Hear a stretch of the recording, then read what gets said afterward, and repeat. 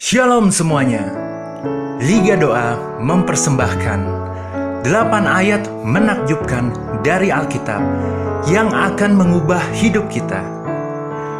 Bagi umat Kristen, Alkitab adalah satu-satunya buku terpenting yang pernah ditulis. Di dalam Alkitab, kita dapat menemukan jawaban dari semua problem yang dihadapi oleh manusia. Seperti kita sedang membutuhkan kekuatan, membutuhkan harapan, membutuhkan keberanian, inspirasi, atau perspektif baru, bacalah Alkitab. Karena dengan membaca Alkitab, kita akan mengalami kuasa Tuhan.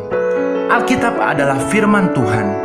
Isinya sangat penuh dengan kebijaksanaan, kebenaran, harapan, dan kita akan terinspirasi setiap kali membacanya. Terlebih lagi, akan ada ayat-ayat tertentu yang jika kita renungkan, ternyata mempunyai makna yang sangat menakjubkan. Seperti 8 ayat Alkitab yang akan kita bahas ini.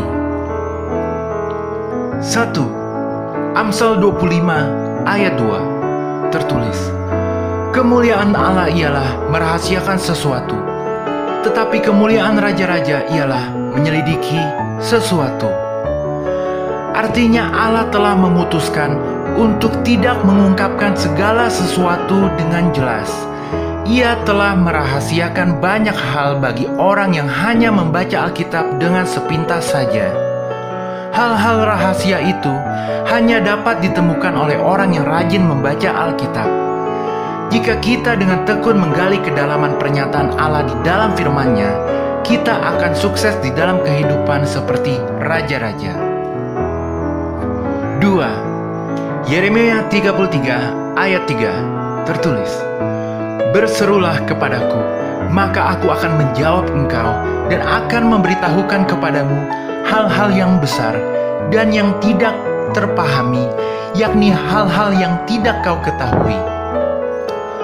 Tuhan mendorong kita supaya kita berdoa. Tuhan ingin kita berseru kepadanya dan ingin kita mendekat dan memanggilnya. Lalu Tuhan akan menjawab kita dan memberitahu kita hal-hal besar dan tersembunyi untuk keberhasilan kita dengan caranya yang ajaib. Ayat ini menandakan juga bahwa Tuhan itu tidak jauh dari kita dan Tuhan rindu untuk memiliki hubungan yang dekat dengan kita setiap hari. 3. 1 Korintus 2 ayat 9 tertulis, tetapi seperti ada tertulis, apa yang tidak pernah dilihat oleh mata dan tidak pernah didengar oleh telinga dan yang tidak pernah timbul di dalam hati manusia, semua yang disediakan Allah untuk mereka yang mengasihi Dia. Ayat ini mengejutkan kita karena keinginan kita biasanya jelas. Kita ingin melihat hal-hal yang baik, kita ingin mendapatkan ekonomi yang baik, kita ingin mempunyai kesehatan yang baik, kita ingin kehidupan yang baik. Kita bisa membayangkan semuanya itu dengan jelas. Tapi di ayat ini, Tuhan memberitahukan kepada kita bahwa kita tidak dapat membayangkan apa yang akan Tuhan telah siapkan untuk kita yang mengasihi Dia. Tidak ada mata, telinga, atau hati yang dapat membayangkan berkat-berkat yang akan Tuhan sediakan untuk kita. Akan ada berkat besar untuk kita.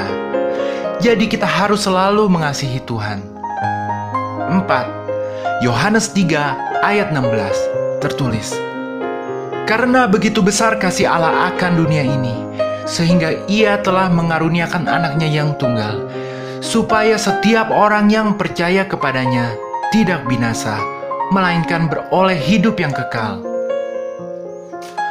Ayat terkenal ini membuat kita takjub, karena ayat ini menunjukkan begitu besar kasih Allah kepada kita. Kasih-Nya begitu luar biasa, sehingga rela mengutus putra tunggalnya, Yesus Kristus, untuk mati di kayu salib karena dosa-dosa kita, sehingga kita dan setiap orang yang percaya kepadanya tidak binasa dalam penghukuman kekal, melainkan menikmati hidup yang kekal dengan Dia.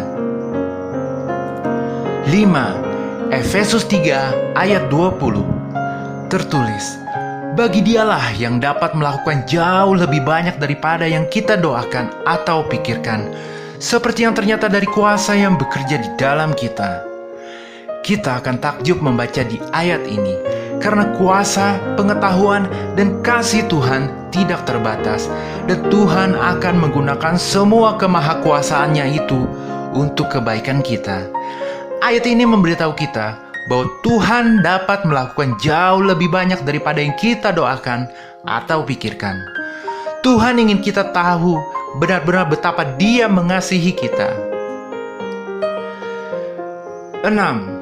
Efesus 6 ayat 20-12 tertulis, karena perjuangan kita bukanlah melawan darah dan daging, tetapi melawan pemerintah-pemerintah, melawan penguasa-penguasa, melawan penghulu-penghulu dunia yang gelap ini, melawan roh-roh jahat di udara.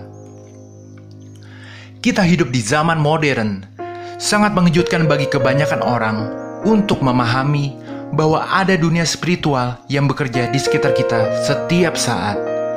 Rasul Paulus sedang mencoba untuk membuka mata kita terhadap fakta bahwa kita mengobarkan perang rohani setiap hari. Ini semua tersembunyi dari mata fisik kita. Tetapi kita dapat melihat kerusakan dan kehancuran yang disebabkan oleh kekuatan gelap ini terjadi di sekitar kita, seperti kejahatan, konflik, dan lain-lain. Kita harus senantiasa beriman kepada Yesus Kristus, Tuhan kita, agar kita mampu melawan dan lepas dari roh-roh jahat itu. 7. Ibrani 11 ayat 1 tertulis, iman adalah dasar dari segala sesuatu yang kita harapkan dan bukti dari segala sesuatu yang tidak kita lihat. Artinya, iman adalah percaya pada apa yang kita harapkan dan apa yang belum kita lihat. Contohnya, jika kita mengharapkan kesembuhan, kita harus percaya bahwa kita akan mengalami kesembuhan, walaupun kita belum mengalaminya. Itulah namanya iman. Ayat ini menakjubkan karena menunjukkan bahwa dasar kita untuk percaya akan janji Tuhan, kesetiaan dan pemeliharaannya adalah iman. Hidup kekristenan itu semua tergantung kepada iman kita. Jadi, kita harus selalu menguatkan iman kita. Amin. 8. 1 Petrus 4 ayat 7 tertulis, kesudahan segala sesuatu sudah dekat. Karena itu kuasailah dirimu dan jadilah tenang, supaya kamu dapat berdoa. Kesudahan segala sesuatu berbicara tentang kedatangan Tuhan Yesus untuk kedua kalinya. Walaupun sudah lebih dari 2000 tahun ayat ini disampaikan dan Tuhan Yesus masih belum kembali, tetapi kita harus tahu bahwa Tuhan berkuasa atas waktu. Waktu Tuhan tidak sama dengan waktu kita. Peristiwa kedatangan Tuhan Yesus untuk kedua kalinya, cepat atau lambat, akan terjadi. Pada ayat ini, tidak berbicara mengenai tanda-tanda kedatangannya, tetapi digunakan untuk mendorong kita agar tetap menjadi tenang dalam situasi apapun, supaya dapat berdoa. Karena Tuhan Yesus akan segera datang untuk kedua kalinya. Sebagai penutup, izinkan saya memberitahu bahwa Alkitab itu penuh dengan ayat-ayat yang akan memukau kita. Karena Tuhan pencipta alam semesta sendirilah yang mengatur dan mengilhami setiap kata yang tertulis di dalamnya.